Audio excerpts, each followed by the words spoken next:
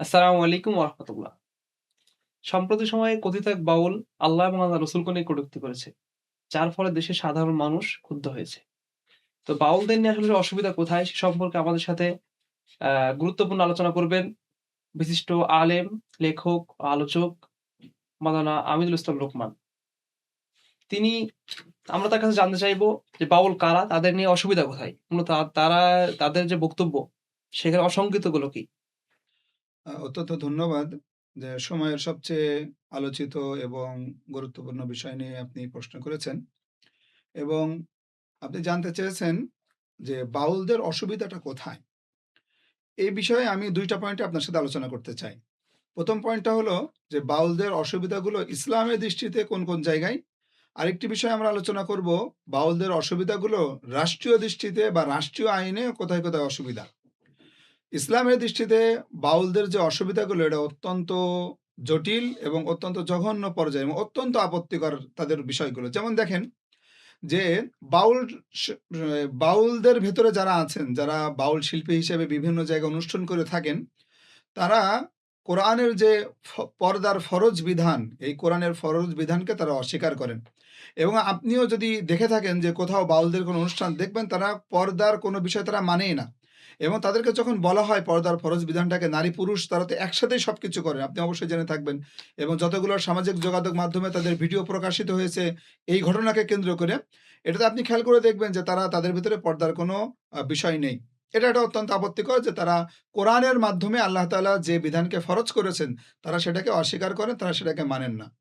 দ্বিতীয় ইসলামের দৃষ্টিতে আরেকটা গুরুত্বপূর্ণ এবং অত্যন্ত আপত্তিকর তাদের যে বিষয়টা, তাদের যে মতাদর্শ সেটা হলো তারা গান, বাদ্য এটা ঢোল, তবলা, গান, বাদ্য এটাকে তারা বৈধ বলেন। অথচ কোরআনে আল্লাহ রাব্বুল আলামিন এটাকে অবৈধ বলেছেন, হারাম ঘোষণা করেছেন। তো এটা তো আমরা সকলেই জানি যে যারা কোরআনের কোনো বৈধ জিনিসকে অবৈধ বলেন অথবা অবৈধ জিনিসকে বৈধ বলেন তাদের ঈমান থাকে না। এটা আমরা স্বাভাবিকভাবে জানি। এজন্য ২য় যে বড় আপত্তির বিষয় বাউলদের ইসলামের দৃষ্টিতে সেটা হলো যে তারা গান বাদ্যকে জায়েজ বলেন এবং তারা এই জায়েজ বলার জন্য আরো বড় যে দুঃসাহস এবং স্পর্ধার বিষয়টা তারা দেখান, মানুষকে বলে থাকেন তাদের আলোচনার ভেতরে সেটা হলো হযরত দাউদ আলাইহিস সালামের বিষয়টিকে তারা দলিল হিসেবে উপস্থাপন করতে চান এবং তারা জি। বলতে চান যে দাউদ আলাইহিস সালাম নাকি গান-বাজনা করেছেন, গান-বাজনা করেছেন, নাচানাচি করেছেন, ঢোল তবলা বাজিয়েছেন। এটা তারা বলতে চান। কিন্তু নিতান্তই এটা তাদের অজ্ঞতা এবং তাদের মূর্খতা। এটা তাদের ভুল একটা ধারণা তাদের পক্ষে তারা দিতে চান। শরীয়তের দৃষ্টিতে বাউলদের আরেকটা গুরুত্বপূর্ণ অ জঘন্য একটা আচরণ এবং জঘন্য একটা বিষয় মতাদর্শ তারা হলো তারা মদ এবং গাঁজা এটাকে তারা বৈধ বলেন এবং তারা সরাসরি এটা বলেন যে গাঁজা এটা তো আ আল্লাহ তাআলার সৃষ্টির একটা বিষয়। আল্লাহ তাআলার একটা রহমত আমাদের উপরে। কেন এটাকে আমরা ব্যবহার করব না? কেন এটাকে আমরা নাজায়েজ বলব? এবার দেখেন আপনি যত বাউলদের যত মাজার কেন্দ্রিক বা বিভিন্ন জায়গায় তারা যে আসর বসান বা তাদের যে অনুষ্ঠানগুলো হয়, সেখানে আপনি দেখবেন যে, যে নারী পুরুষের যে অবাধ মেলামেশা, এটা তাদের সবসময় দেখবেন। কিন্তু এটা ইসলামে নিষেধ আছে।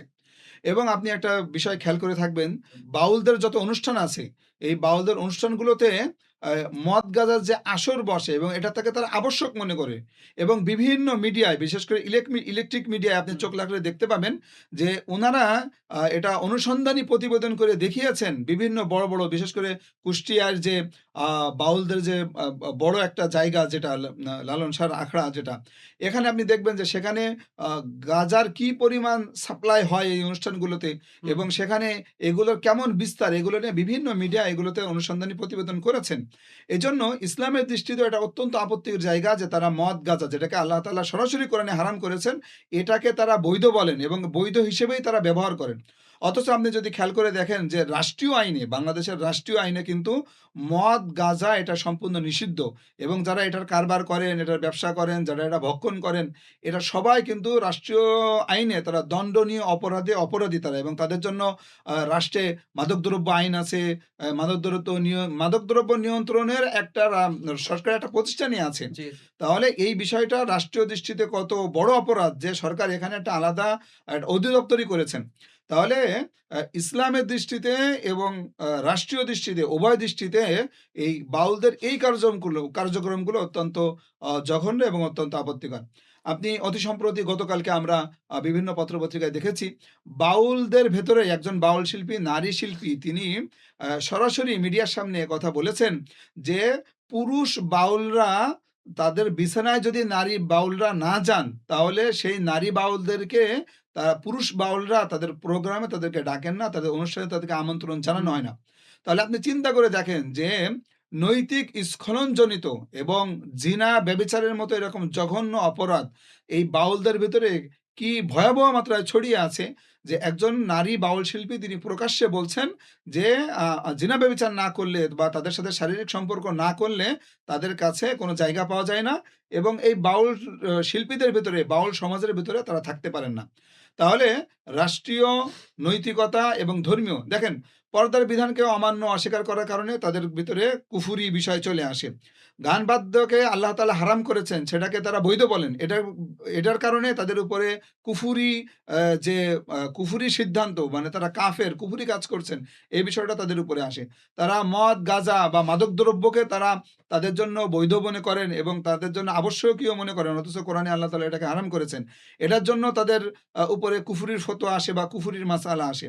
ওরকমভাবে জিনা ব্যভিচার এবং এটাও আমরা শুনতে পেরেছি বিভিন্ন জায়গায় অনেক গুরুত্বপূর্ণ এবং সমাজের কাছে স্বীকৃত এমন ব্যক্তিদের কাছ থেকেও আমরা জানতে পেরেছি যে বাউল যে মতদর্শ বা বাউল যে ধর্ম, এই ধর্মের ভেতরে পরকীয়া বৈধ মনে করে তারা।